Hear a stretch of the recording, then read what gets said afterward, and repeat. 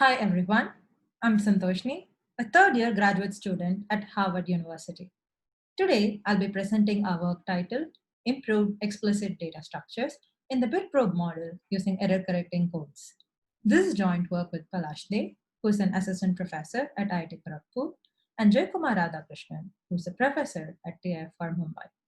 Let's get started. We are interested in the set membership problem.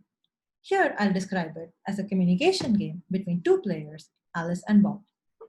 There is a common universe of elements known to both Alice and Bob. Alice holds a private subset S of this universe, and Bob holds some element Z which belongs to this universe. Together, they want to answer the following question. Does element Z belong to set S or not?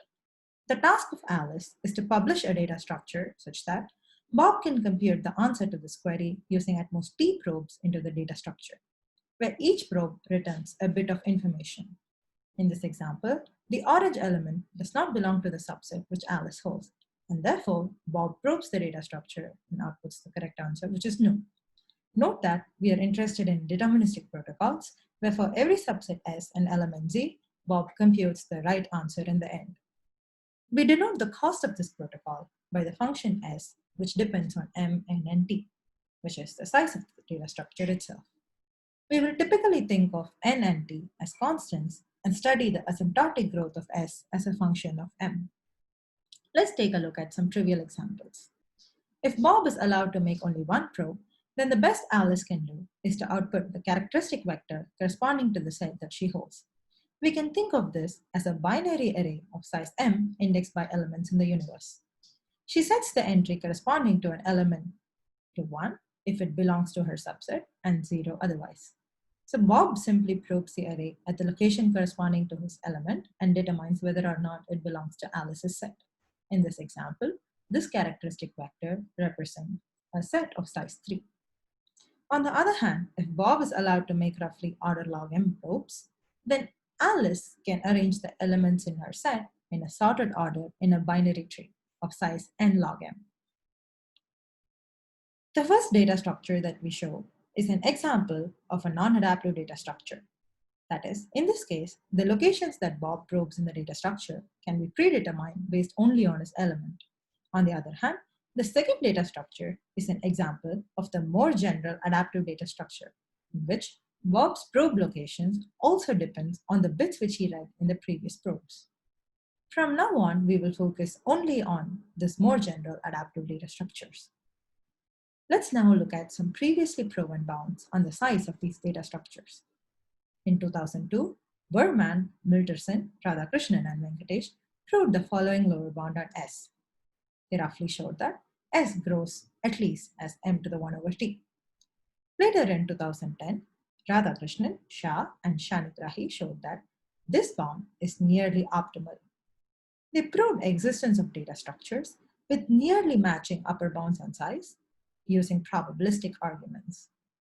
So the interesting question here is whether there are explicit and efficient data structures with size matching these bounds, where by explicit we mean that there is a protocol describing exactly how Alice fills the data structure tree and how Bob is going to probe this data structure tree.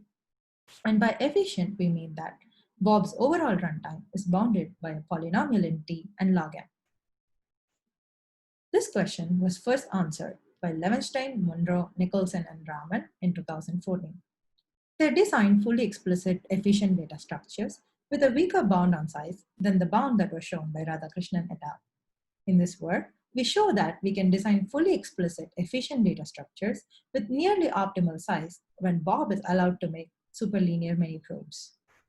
For example, when t equal to n squared, the size of the data structure constructed by Levenstein et al. Is of the order m to the 1 over t minus theta log n. On the other hand, the size of our data structure is of the order m to the 1 over t minus lit low of 1, which is nearly optimal. Levenstein et al. In fact construct a nearly optimal data structure in the special case when n equal to 2. That is, when Alice has a subset of 2 elements. However, for subsets of size greater than 2, they use the data structure which they construct for n equal to 2 as building blocks to recursively build a larger data structure that can store more elements. We will now describe the data structure for the special case when n equal to 2 in an abstract way, which makes it possible for us to directly generalize their core ideas to construct data structures that can store sets of arbitrary size. Since this does not involve any recursive procedure, we are able to get a nearly optimal upper bound on the size. We will now explain this data structure using a simple example. Say Alice has a subset containing elements x and y, and Bob has element z. The universe consists of all binary strings of length 9. Bob is going to be allowed to make 5 probes into the data structure which Alice publishes. Let's first describe the data structure. Each 9-bit string is first divided into 5 blocks. Notice that the number of blocks is same as the number of probes that Bob will be allowed to make. The first 4 blocks contain 2 bits each, and the last block contains a single bit. The first 4 blocks are further subdivided into subblocks where each subblock contains 1 bit. In this example, B11 and B12 are the subblocks of block B1, and each of these subblocks contain exactly 1 bit. Alice now constructs a binary data structure tree with arrays at every node of this tree indexed by a block. The array at the root node is indexed by block B1. The arrays at the second level of the tree are indexed by B2, and so on until the 4th level. In the bottommost level, she indexes the arrays using block B5 and also a subblock Bij, which depends on the subset that she holds. In this example, B5 has only 1 bit and Bij also has only 1 bit. So when she concatenates these two, she gets 2 bits, and since she uses these 2 bits to index the arrays in the bottommost level, these arrays are also of size 4. In general, Alice is going to divide the string into t blocks, where the first t minus 1 blocks are of equal length, and the last block is going to be much smaller than the rest of the blocks. Notice that Bob doesn't know Bij, and therefore he needs to get this information somehow when he reads the first 4 bits. And this is exactly what Alice is going to do. Alice is going to encode information about the subblock Bij in the first t minus 1 bits read by Bob. And finally, the tth bit that he's going to read is going to be the answer bit. That is, if he reads 1, it means that the element z that Bob holds is either x or y. And if he finally reads 0, then it means that that element is not in the subset which Alice holds. We will now see how Bob probes this data structure tree. Bob has this element z. He first divides z into blocks and subblocks. For example, let's say z is the following 9-bit string. Now Bob looks at the bits in block B1. In this case, the block B1 consists of bits 0, 1. He probes the array at the root node at location 0, 1 and reads the bit there. Depending upon the bit that he reads, he decides which subtree to go to. He continues this way until he reads the first 4 bits. Now, to probe the final array, he needs information about Bij.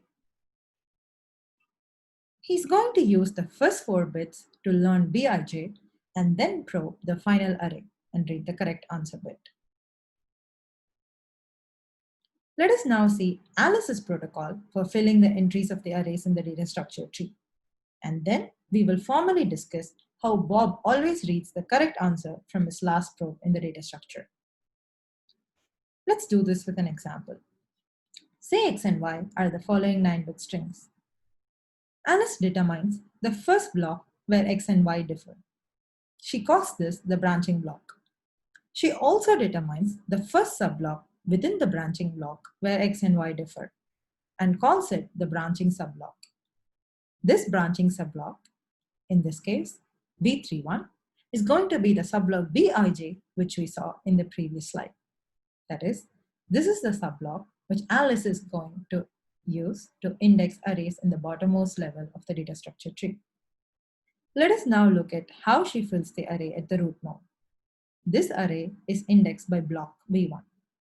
Since both X and Y match in block B1 have the bits 0, 1 there, Alice fills the entry corresponding to location 0, 1 with bit B1 and the remaining entries with the bit B1 complement. Notice that we would like to think about this B1 as a variable for now. Later, Alice will use this bit B1 and other bits which Bob is going to read in the later part of this data structure tree to encode information about the branching subblock B31. Okay. Alice then fills all the arrays in the subtrees corresponding to B1 complement with 0. Notice that Bob will access this subtree corresponding to B1 complement only if its element Z is neither X nor Y. And therefore, whenever he accesses this subtree, the final bit that Bob reads is going to be 0, and which is going to be the right answer in this case. Now let's look at the subtree corresponding to B1. Here again, she can fill the entries in the array indexed by B2 in a similar way. Until now, Bob would have taken the same path down the tree for both X and Y, since they match in both blocks B1 and block B2. At the array indexed by the branching block B3, Alice splits the paths of these elements. She sets the entry 0, 1 corresponding to Y to B3 and the entry at 1, 1 corresponding to X to B3 complement. Now what about the other entries? Since 0, 0 matches with 0, 1 in the branching subblock, she sets this entry to B3 complement. Similarly, 1, 0 matches with 1, 1 in the branching subblock. So she sets this entry to be B3, the complement of the bit she set at 1, 1. The exact reason for this choice will soon be clear. Since the paths of these elements X and Y are split, at the next level, similar to what she did in the beginning, she sets the entry corresponding to X or Y to be B4 and the remaining entries to be B4 complement, and sets the entire subtree corresponding to B4 complement to be all zeros. Finally, in the bottommost level of this data structure tree, except the two arrays marked here, every other array has only 0 entries, and Bob reaches those nodes only if Z is neither X nor Y. The arrays marked here are going to be called the critical arrays. Alice indexes these arrays using block B5 and the branching subblock B31, and sets the entries corresponding to X and Y to be 1 and every other entry to be 0. To see the correctness of this protocol, it is enough to understand what happens when Bob reaches one of these two critical arrays. Let us, for instance, consider the critical array marked in green.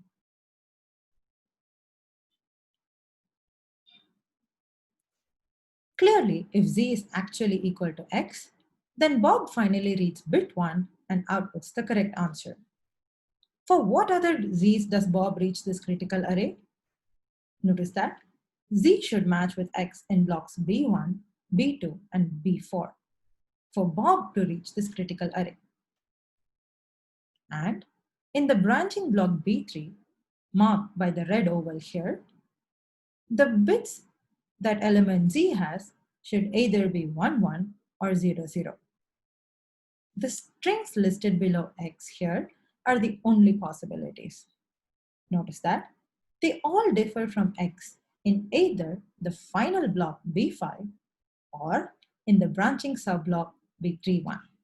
Therefore, in all these cases, Bob will indeed read 0 in the end and output the correct answer. Notice that Alice carefully chose to fill entries in the third level of the tree in such a way that finally, for elements other than X for which Bob reaches the critical array, either those elements differ from X in the branching subblock or in the final block, which is very crucial for the correctness. Now the main question is, how can Bob find the branching subblock without knowing X and Y? As I mentioned before, the main idea is to encode information in the paths to the critical arrays. These are the paths to the critical arrays in the example which we discussed. B1, B2, B3, B4, and B1, B2, B3 complement B4. Notice that these paths differ only in the bit corresponding to the branching block B3. Observe that these paths exactly differ in only one bit because that only corresponds to the branching block B3. Alice and Bob together fix a 1-bit error correcting code of length 4. Now Alice uses this code to encode B31. Let's say she sets these bits B1, B2, B3, B4 equal to the encoding of the subblock B31. Now, when Bob reaches one of these critical arrays, he either reads B1, B2, B3, B4 or B1, B2, B3 complement B4. That is, he either reads the correct code word or he reads a code word which has an error in one location. Since they started by fixing a 1-bit error correcting code, he'll be able to decode correctly in either of these cases. This idea of encoding information in the path was implicit in the data structure defined by Levenstein et al. Once we redescribed the data structure this way using error correcting codes, it was immediately natural to extend this idea to data structures that can store larger sets. By increasing the length of the paths to the critical arrays and using more sophisticated error correcting codes, we are able to encode more information in these paths. Let us now see in more detail how we do this generalization. In the general case, when the data structure is supposed to store a set of size n, we are going to have n critical arrays. And the length of the path to each critical array is t minus 1. There are also going to be n minus 1 branching subblock. Why? Let's say that x1 to xn is the subset which Alice has. Then we can use one subblock to separate x1 from x2 to xn. And similarly, another subblock to separate x2 from the rest of the elements, and so on. Thus, we get at most n minus 1 branching subblocks, which can be used to split each of these elements. Now, Alice uses these branching subblocks to index the critical arrays. She's going to encode information about these branching subblocks in an error correcting code of length t minus 1 that can correct up to n minus 1 errors. In the special case when n equal to 2 and t equal to 5, we saw that Alice encodes information in an error correcting code of length 4 that can correct up to 1 error. Okay. And then she finally transmits this code of length t minus 1 along the paths to the critical arrays. Since there are n minus 1 branching subblocks, or at most n minus 1 branching subblocks from any path to the critical array, there are going to be at most n minus 1 errors in the code that Bob receives, and therefore he can always decode it correctly to get information about all the branching subblocks. Also, notice that for the error correcting property to hold, we actually need t to be at least n log n. And in our case, BCH codes suffice. Before I conclude this talk, I leave you with an open question. Is it always possible to rearrange elements in the set x1 to xn so that the number of branching blocks in each path to the critical array is much less than n minus 1?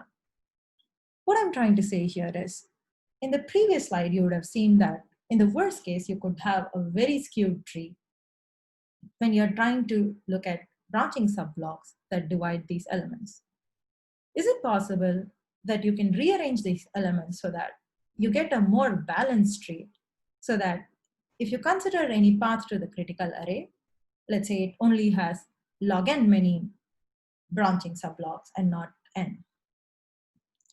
Any improved bound on the number of branching subblocks to these critical arrays is going to improve the upper bound on the size of the data structure tree. All right, that's all for today. Thanks for watching. I hope you're all staying safe and well. See you later at the conference.